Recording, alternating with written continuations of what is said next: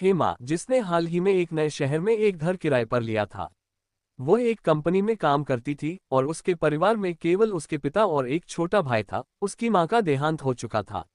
नए स्थान पर उसे अपने पड़ोसियों से बहुत समर्थन और स्नेह मिला, जिसने उसके जीवन में सकारात्मक बदलाव लाए। हेमा का परिवार आर्थिक तंगी से जूझ रहा था।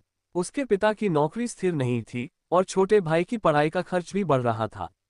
हेमा ने एक बड़ी कंपनी में नौकरी पाई, लेकिन नए शहर में अकेले रहना और परिवार की जिम्मेदारियां निभाना आसान नहीं था।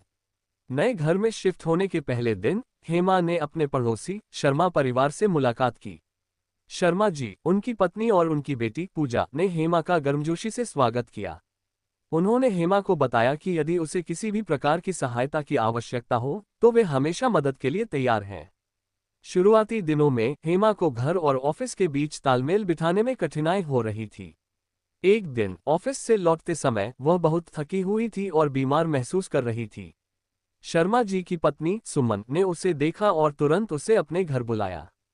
सुमन ने उसे गर्म सूप दिया और आराम करने की सलाह दी। उस दिन के बाद से हेमा और शर्मा परिवार के बीच एक गहरा संबंध बन गया।